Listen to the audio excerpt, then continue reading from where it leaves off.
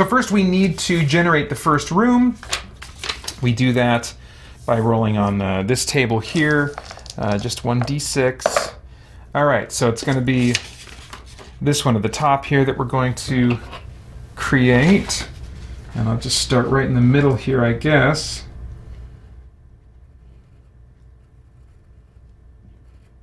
Door there.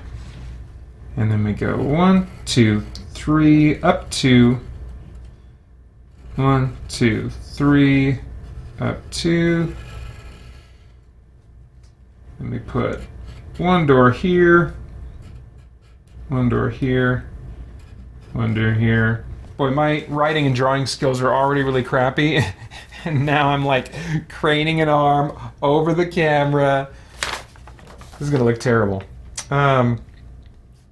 Okay, so I think that when we're in this first room, we don't yet roll for monsters and encounters and stuff like that. So I'm always going to drag my hand along the left wall as I'm exploring dungeons. So we'll go through here first. We'll start by rolling D66 for a room. And we got a result of 35. So we're going to look at the table here. 35. This is, oh man, already a dead end. And we got to rotate it this way if we want to fit it on here. So let's see. We're going to go up 2, over 1, up 2 again, over 1, 2, 3, 4, come down 3, bring it over to here and down. Alright, so it has enough spaces in it to count as a room. So we're going to roll for room contents. Let's see here. And this is 2d6. So that's a 6. 4. What is this? I got a little note here. See, this is the table that I'm looking at, but I made a little note in here. 4. Oh, 4. I thought it said 4 and 4. But it actually says 4 on d4. So if I roll a 4 on a d4, then I add. I roll on the room details table. So I need to get in the habit of rolling on a d4. I didn't get it anyway, so there's no particular special details in addition to the contents. So yeah, we're gonna roll the d6 on the Vermin table since this is a room. And I got a 3. So I have purchased... I don't have these cards for every monster that I have stats for, because that would be pretty expensive. So far in the stream I've been a little bit limited in what kind of monsters that I use, because I want to be able to provide some kind of a visual element during the stream. But I'm thinking that next time I might, in advance, print up some miniatures from a website that has some free paper minis that you can print up and be able to expand the type of monsters that I use. Hey Craig, thanks for jumping in the chat. He says, hey Peter, don't worry about your handwriting. Don't worry, your handwriting will either improve or worsen as the game continues. That's right, yeah, it's bound to be one of those things. And anyone who's watching just brings it on themselves the longer they watch. So, all right, so I'm not using a table, as I think I explained this last time. For the sake of variety, I like to have all the cards for the Vermin that I have in a deck, and I selected, according to the theme of this dungeon, 1, 2, 3, 4, 5, 6 Vermin cards. I have many more, but I selected these 6 to kind of create my own table, as it were, on the fly, which is actually just a deck. And so since I rolled a 3, I take the deck and I go 1, 2, 3. And so we are going to run into Gold Eyes. Yikes. I think I remember these things being not anything I want anything to do with. So let's see here. They've got... their level is highest character level +2, and I decided also before this stream that I don't like quite that much challenge, So instead of HCL, in my mind, it's going to be ACL. So average character level plus 2. Otherwise, you're always going to be hesitant to level up your, one of your characters. Once all your characters, say, are level 4, as mine were not too long ago, it's like, oh man, as soon as I level up a character to 5, we're going to be fighting the monsters that are balanced for a party full of level 5 characters. And I just don't like that. And so I want to use average character level instead. So in this case, that would be 4, rounded down. So plus 2, that means the level of the gold eyes this time is going to be... let me actually set this over here and just move where my camera's at. So you can see my adventuring party and their positioning a little bit. As they go up against the gold eyes. Alright, so let's see. I gotta make a note here. I've got a tracking sheet that I showed during the stream last time as well, that I use to keep track of the enemies that I fight and what their current health points are and any other things of note. After you defeat a certain number of minions, I think it's 10, then you can have one of your characters roll to see if they gain a level. So there's kind of a mild experience system in the game, and that's one major reason to keep track of the enemies that you fight. But anyway, this is Vermin. And let's see, the level is 6. How many are there? D6 plus 2, it says. Oh no, D6 plus 1, excuse me. So let's find out. Okay, there are 5 of them. Blech. And they have 1 attack. And let's see. What is their... Let's see. Oh, yeah, the number of them. That's right. I was like, what's their health? I was like, oh, yeah, Pater, you're forgetting. When you're not dealing with weird monsters and bosses, they don't have health. They have a number of them. So there are 5 of them, and that's how many I need to kill for this encounter to be finished. 1, 2, 3, 4, 5. Okay. So what's going on here? Upon seeing these creatures, all heroes must save versus average character level plus 3 magic. Any hero with illusion type spells adds plus 3 to the save. On a failure, that hero thinks the gold eyes are a pile of gold coins and may not attack until the hero loses 1 or more life points to the gold eyes attacks. So yeah, that sucks. Reactions. We could check their reactions. I could roll a d6, and on a 1 to 2, I just ignore the gold eyes. I don't have to deal with them. On a 3 to 6, I have to fight them. If I roll a 3 to 6, see, I can check their reactions, but then if we end up fighting, they get the first attack. So since there is a greater than 50% chance that I'll have to fight these guys anyway, I don't know. Well, we've seen them, so before we even think about reactions, I do need to have all of my characters save. So, let's see here.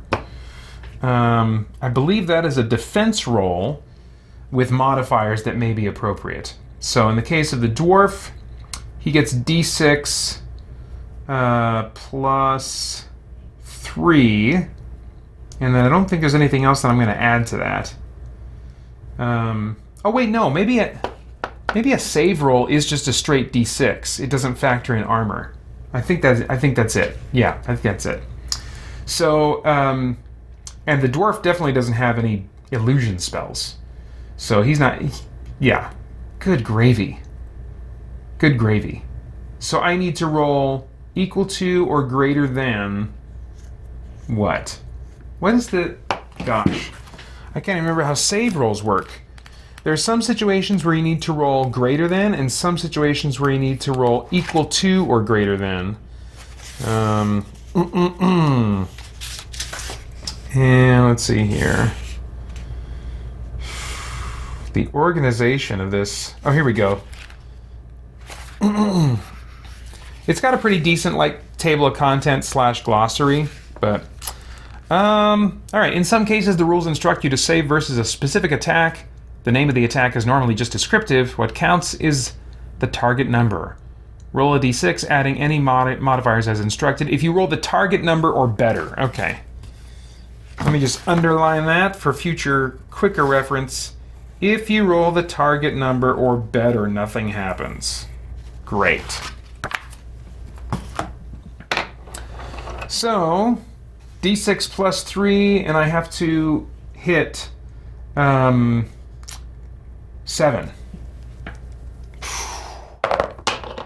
Ah, dang it. Okay, so he failed. So he thinks that the gold eyes are a pile of gold and can't attack until he loses 1 or more life from them. All right, how about the cleric?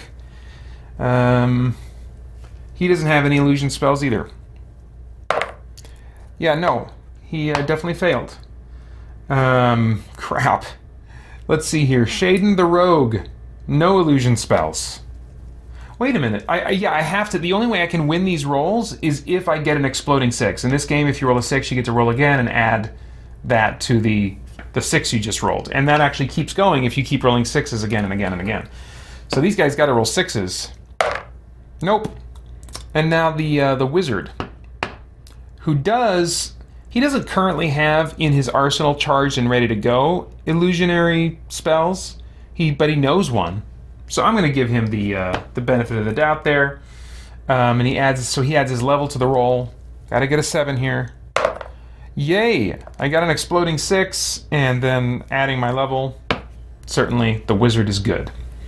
So now, do we want to check reactions or fight? I don't know. I mean, they can't attack anyway, so I kind of want to check reactions and hope for a 1 or 2. Oh, nice! I got a 2. So at this point now, I get to ignore the gold eyes. And I think just to avoid repetition unnecessarily, you normally wouldn't do this because you're rolling on a table. But I think I will set that card aside. And now we move back to the map. And I'll just make a note here that we encountered gold eyes in this room.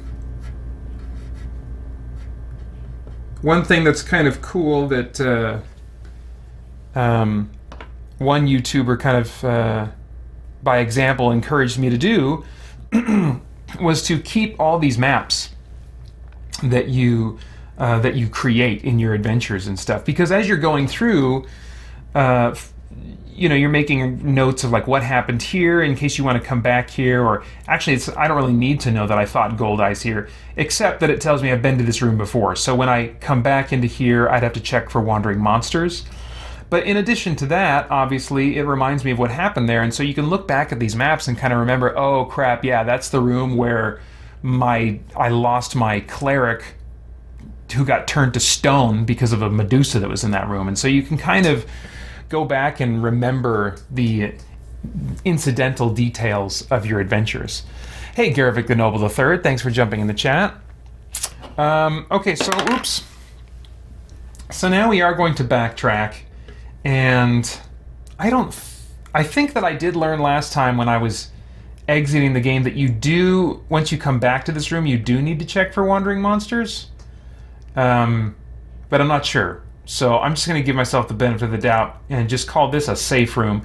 And then we'll move now here and see about the shape of this next room or corridor. Let's see here.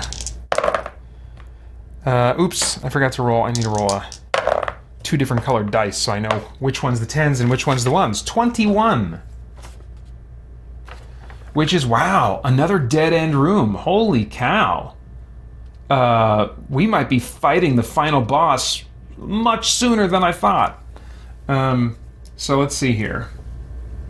This is just going to go up 3, across 3, down 3.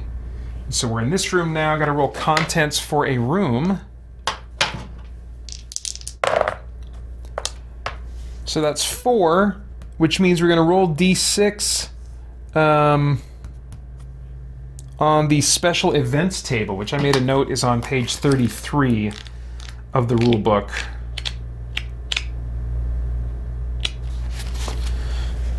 All right, so we're looking at this. Just a little sense of the visuals. I know it's going to be too small for you guys to read, almost certainly. We rolled a 6. Gosh, I hope high is good. You meet a wandering alchemist. He will sell you up to 1 potion of healing per party member, 50 gold pieces each, or a single dose of blade poison, 30 gold pieces. The potion of healing will heal all lost life points to a single character and can be swallowed at any moment during the game as a free action. See, if you were watching my Hero Quest series, you'll know that in that game, as well as in this one, because of language like that, I say, okay, well, how about the moment that my character reaches 0 hit points? And that way I can avoid, you know, just not getting the most out of potions when I drink them. The blade poison lets you envenom a single arrow or slashing weapon, not a crushing weapon. That weapon will have a +1 attack against the first enemy you fight. Interesting. Poison will not work on undead monsters, demons, blobs, automatons, or living statues. You can meet a wandering alchemist only once per game. If you meet him again, treat this result as a trap and roll on the traps table. Okay, so let me write in to our map here.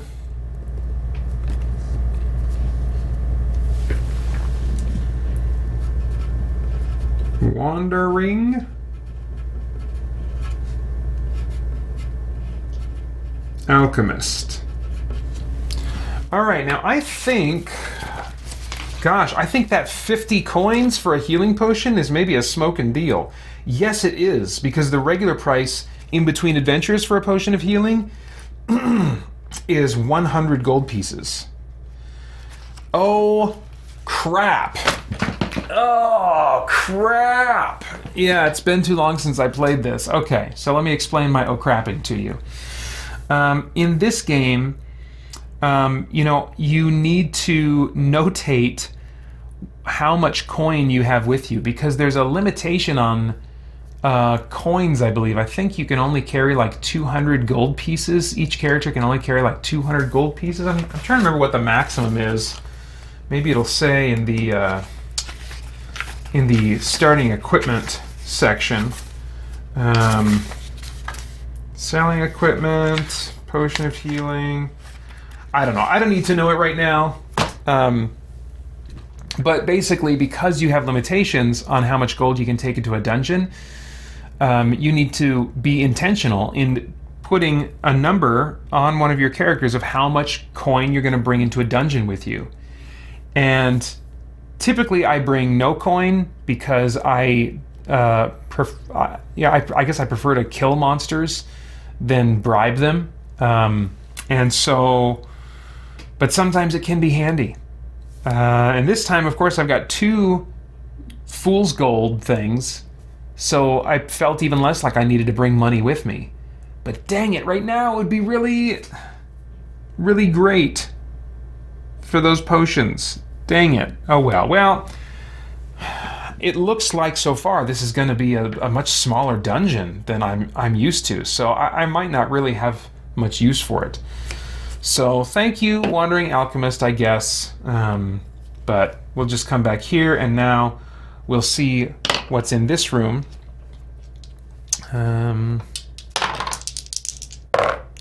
33. Okay, so not a dead end, so there's that. 33. I think what would make the most sense is to rotate it this way. Oops, can you see there? Yeah, so that it goes up a little bit and branches off to the right. 1, 2, 3. Move over here.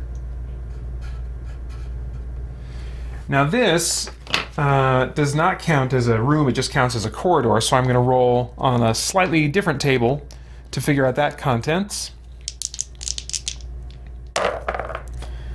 And the result is a 5, which is an empty room, but I believe that I still do some rolling on even empty rooms. Let's see here. I rolled D6 on the special features table. What's on page 32 here? I've got a note for page 32. Oh, okay, yeah. That has nothing to do with it being empty. But I can also search when I'm done with whatever the special features thing is, but let's find out. Okay, so I rolled a 5 on the special features table, which I probably won't keep putting the books up here like this, but okay, this is a room with a statue in it. You may leave the statue alone or touch it. If you touch it, roll 1d6. On a 1 through 3, the statue awakens and attacks your party. It's a level 4 boss with 6 life points, immune to all spells. If you defeat it, you find 3d6 times 10 gold pieces inside. On a 4 through 6, the statue breaks and you find 3d6 times 10 gold pieces inside. So I'm going to get 3d6 times 10 gold pieces either way, as long as I survive this. But it's a question of, am I going to fight this statue or not? Yeah, I fought this thing before. Oh, wait a minute. You may leave the statue alone or touch it. Well, I'm going to touch it. Touch it. Touch it. You know you want to. Touch it. Okay. Crap. So I rolled a 2. So that means the statue awakens and attacks your party. So it is a level 4 boss. Let's see here. Which does mean, I think, some extra treasure or something. I could be wrong. Maybe that's just the final boss. It has 6 life points.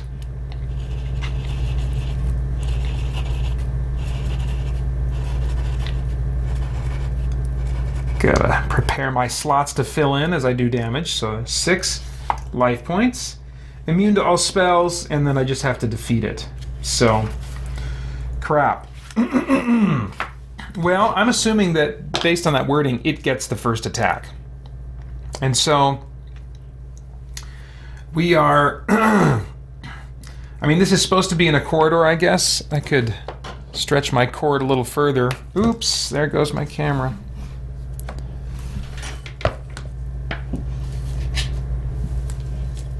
So I guess I'll move them over to the corridor here. Normally this is more to help remind me about how combat works against multiple enemies in a corridor compared to a room.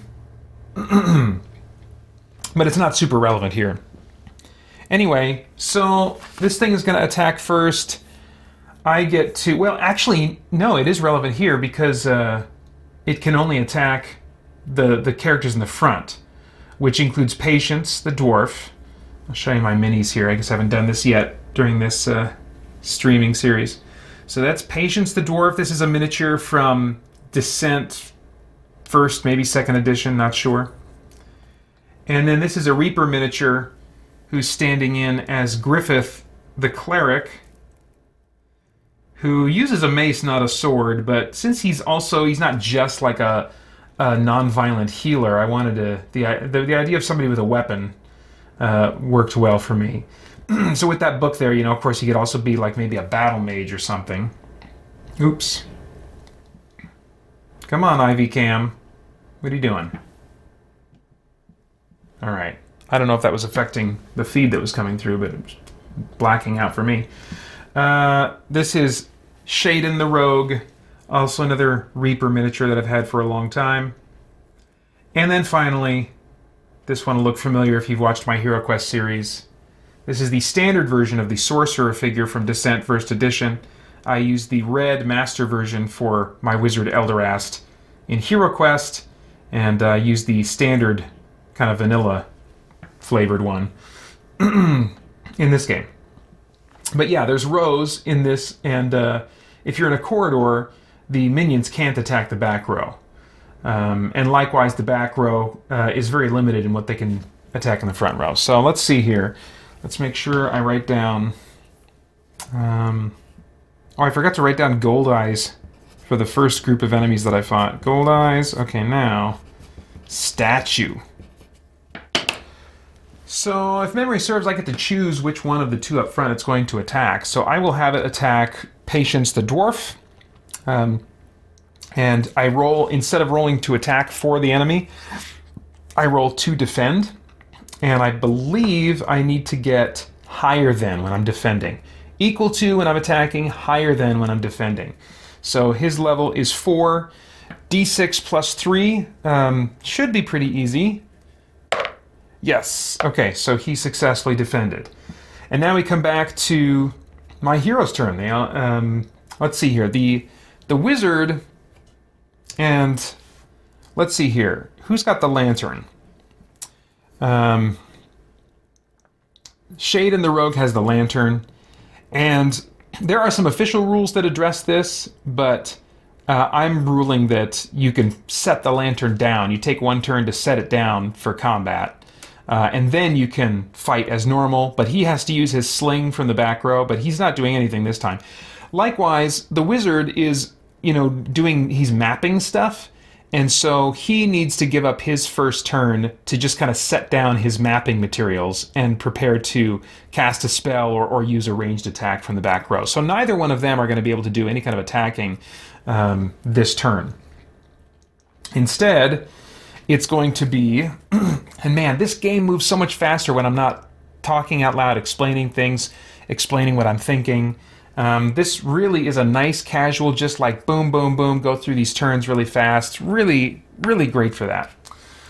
Streaming it makes it a whole different animal for me.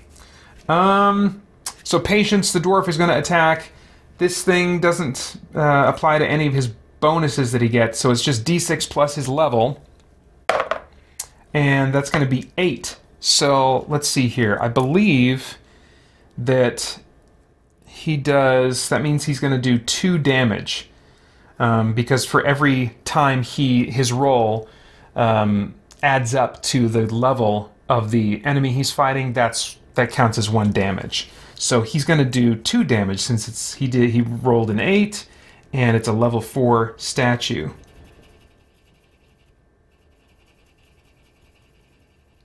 Very nice. Okay, so now Griffith, he rolls a d6 plus half of his level. Oh man, exploding 6, baby.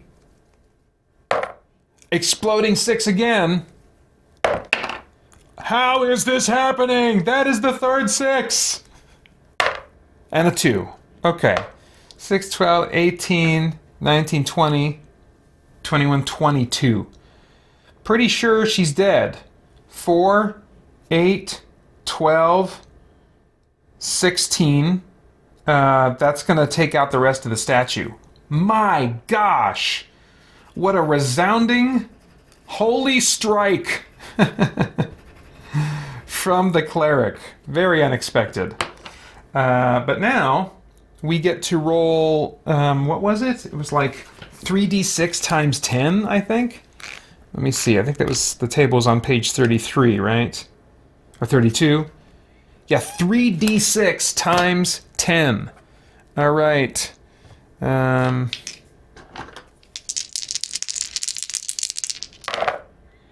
6, 12. So 120. Man, now I got gold. Now I can go back to that wandering alchemist. Now I could go back to that wandering alchemist. Let's give the coins. Looks like I was having the cleric carry my coins, and the dwarf carry like gems and stuff. But okay, 120. Dude, yeah. For more chat about geek entertainment, answers to your questions, and news from the wider world of Christian geekery, get the Christian Geek Central podcast today on iTunes and other podcast services.